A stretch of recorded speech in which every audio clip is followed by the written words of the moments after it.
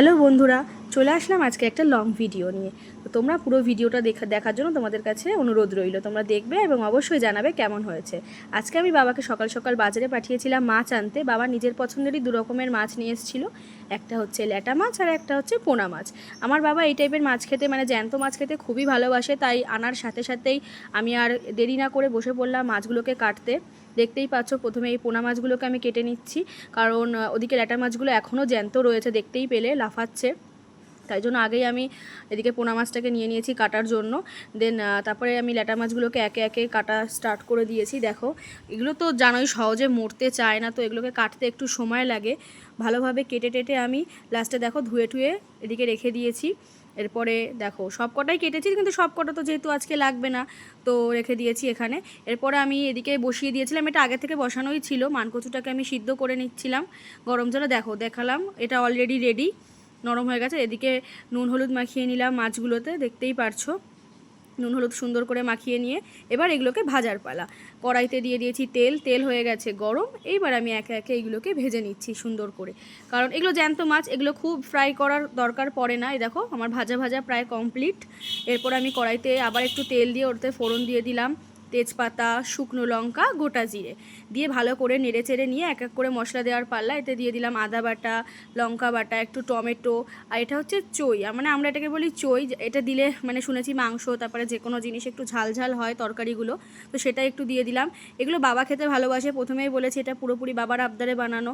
তো এতে দিয়ে দিচ্ছি ধীরে ধীরে মশলা, হলুদ দিয়ে দিলাম, এদিকে লবণ দিয়ে দিলাম, দিয়ে এটাকে ভালো করে নেড়ে চেড়ে তারপরে জিরের গুঁড়ো, ধনের গুঁড়ো, এগুলো সব এক এক করে আমি এর মধ্যে অ্যাড করতে থাকছি। তারপরে মশলাটাকে আমি সুন্দর করে দেখবে কষিয়ে নেব ভালোভাবে।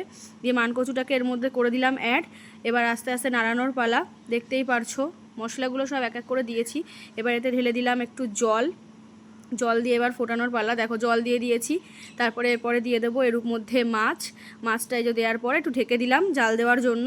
তারপরে দেখো আমার মানকচুর দিয়ে ল্যাটা মাছ দিয়ে ফাইনাল লুক আমার এটা কেমন হয়েছে তোমরা অবশ্যই জানাবে। তারপর আমি চলে এসেছিলাম বই পড়তে, আর মা তারপরে বানিয়েছিল সজনের ডাঁটা দিয়ে, আলু দিয়ে, কাঁচকলা দিয়ে একটা তরকারি। তো তাতেই মা ফোড়ন দিয়ে দিল, তেজপাতা, পাঁচফোড়ন, এদিকে টমেটো। মা যেহেতু একাই ছিল ওই জন্য মা সব কিছু একবারে অ্যাড করে দিয়েছিল, আমার মতো আর একটা একটা করে দেয়নি। ওটা টমেটো, কাঁচা লঙ্কা বাটা সব এক এক করে অ্যাড করে দিয়ে ভালোভাবে ওটাকে নাড়াচাড়া করে নিচ্ছিল, ভালোভাবে কষাচ্ছিল মশলাটাকে। দেখতেই পাচ্ছ আমার বাবা এই টাইপের তরকারিগুলো খেতে খুবই ভালোবাসে, আমরাও খাই, কিন্তু বাবা যেহেতু এগুলো ভালোবাসে তাই জন্য বাবার আবদারে আজকে আমি পুরোপুরি এই রান্নাটা অ্যারেঞ্জ করার চেষ্টা করেছি। দেখো এগুলো মা ভালো করে কষিয়ে নিচ্ছে এদিকে মশলাটাকে, দেখতেই পারছো।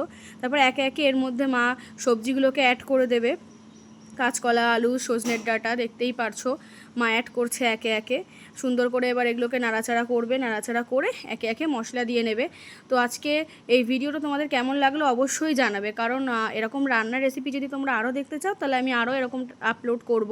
যেহেতু সময়ের অভাবে আমি করতে পারি না, যেটুখানি করি তোমাদের সাথে মাঝে মধ্যে শেয়ার করার চেষ্টা করি। দেখো এর মধ্যে এবার মা আস্তে আস্তে দিয়ে দেবে হলুদ গুঁড়ো, লবণ, জিরের গুঁড়ো, সব কিছু এক এক করে মা অ্যাড করে দেবে।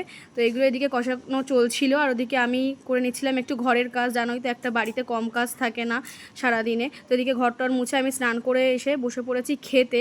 প্রথমেই আমি মায়ের বানানো তরকারিটা টেস্ট করছিলাম। দেখো সজনে ডাঁটা দিয়ে যে তরকারিটা মা বানিয়েছিল সেটা আমি ফার্স্টে টেস্ট করছিলাম।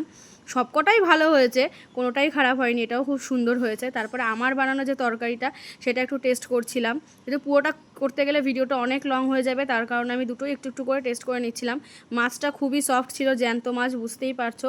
তো চলো নেক্সট ভিডিওতে দেখা হবে। ওকে, আজকের মতো টাটা। আর থালা তো পরিষ্কার করে খেয়ে ফেললে, কেমন হয়েছে আজকে রান্না? এত সুন্দর রান্না করেছিস তুই, খুব ভালো হয়েছে। ল্যাটা মাছ দিয়ে আর মানকচু, আর হচ্ছে